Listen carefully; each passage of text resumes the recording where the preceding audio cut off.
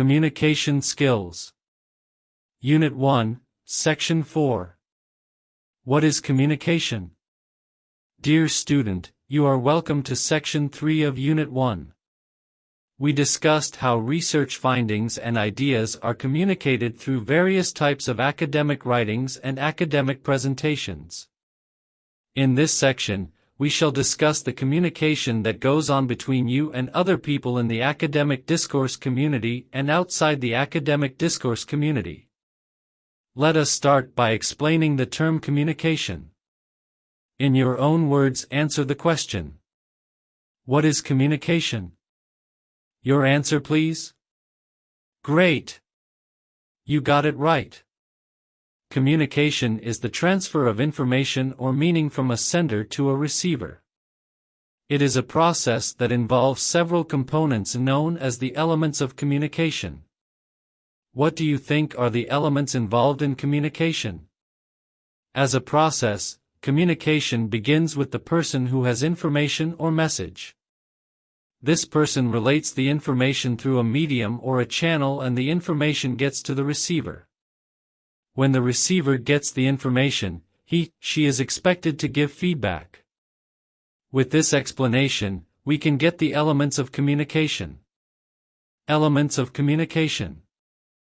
The elements of communication are: 1. Sender or encoder or initiator or source. 2. Information or message or content. 3. Medium, channel.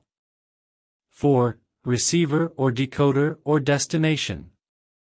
5. Feedback, response. The sender. The sender is the person who has information and is ready to transmit this information to a receiver. The information or message is the thought, knowledge, idea, or feeling that the sender transmits. In the classroom, we can say the teacher or the instructor is the sender. He or she is the person who has information to share. Between you and your friend or colleague, you may be the sender if you have a piece of information you want to pass on to your friend or colleague. Information. Information or message refers to the idea or knowledge that is transmitted. What you have on your mind to tell somebody is the information. It also refers to what we get from the environment.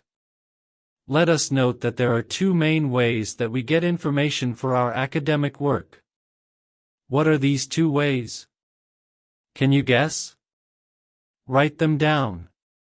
These two main ways of getting information are through listening and reading. As we attend lectures, classes, tutorials, and discussions, we listen and get information for our academic work. In addition to the information that we get through listening, we read books to get more information. Apart from these two ways, we also get information through observation and analysis of the things we see or watch. When it comes to learning certain skills, we observe how the skill is exhibited in order for us to also perform that skill. Also, we observe things in our environment to arrive at certain conclusions. Can you give examples of things that we observe and the conclusions we can draw from them? Medium, channel. The medium or channel of communication refers to the means by which we pass on the information that we have. If you conceive an idea to be passed on to your lecturer or tutor, there are various means available through which you can pass on that idea. These various means constitute the medium of communication. Now, let us mention some of the means by which you can convey your idea to your lecturer or tutor. You may place a phone call, send text messages, go to the lecturer in her office, write to the lecturer or tell him or her in class when you meet him, her. In the digital era, there are other means by which students and lecturers communicate and share academic content. Some of these include learning management systems, LMS, like Moodle, Class and Sakai, Google Meet, Zoom meetings, WhatsApp, etc. Which of these is the most appropriate medium to use? You will begin to realize that your choice of a particular medium will depend on a number of factors. Pause and answer activity 4.1. Can you mention some of these factors? The receiver. The receiver is the person who gets the information that has been sent. Note that, as teacher trainees or instructors in the classroom situation, our learners are the receivers of the information we deliver. In addition, we interact with our superiors and our colleagues. For this reason, we have to be mindful of who our receivers are. There is therefore the need for us as instructors to consider a few factors about the receiver. We need to consider the receivers. Age. Is the receiver a child, an adolescent, or an adult? Rank or occupational role. Is the receiver your superior, a colleague, or a subordinate? Level of education. Is the receiver literate or an illiterate? What is the receiver's level of illiteracy? Social status. Is the receiver a chief or somebody highly respected in the community? In communicating with people, we need to consider all these things because these factors help us to decide two things. First, what message or information to deliver, and secondly, how to deliver the message. Feedback or response. Feedback or response is the behavior that a receiver displays as a result of the information received. Let us note that feedback is very important in the communication process because it serves as the means of evaluating the communication process to determine its success. How does feedback serve as a means of evaluation? Through feedback, we get to know whether the information has been delivered or not and whether the desired goal has been achieved or not. Let us note that the feedback that we receive from our learners after we have given exercises or tasks to perform helps us to determine whether our lessons have been understood or not. Then, when we realize our lessons have not been understood based on the feedback that we get from our learners, we begin to revise our method of delivery.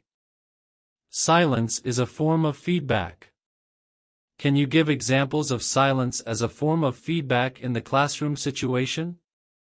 We can represent the elements involved in the process of communication in a graphic organizer below. To see image, please open to page 29 of your Communication Skills book or turn to page 33 of the soft copy. The language skills used in communication. We have indicated that the two main ways of getting information are listening and reading.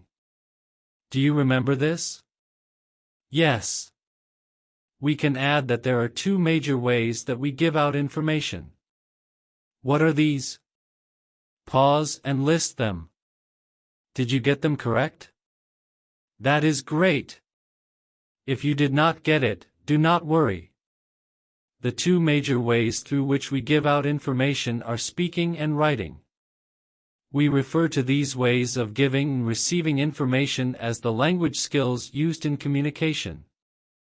The two language skills we use to give out information are referred to as productive language skills.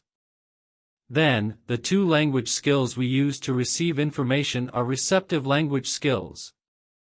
Now, let us consider something about these four language skills.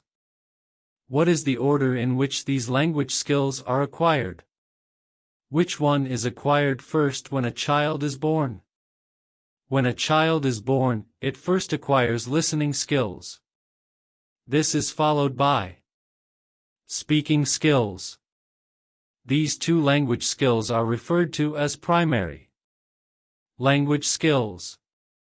They are acquired by children before the children are introduced to the secondary language skills, which are reading and writing. Summary. Congratulations! We have come to the end of section 3. Let us take note of the important points. Communication is the process that involves the sender giving out information through a medium to a receiver, and the receiver provides feedback. We get information by listening, reading, observation, and analysis. Feedback serves as the means of evaluating the communication process. The language skills used in communication are listening, speaking, reading, and writing. the language skills can be categorized as primary or secondary or receptive and productive.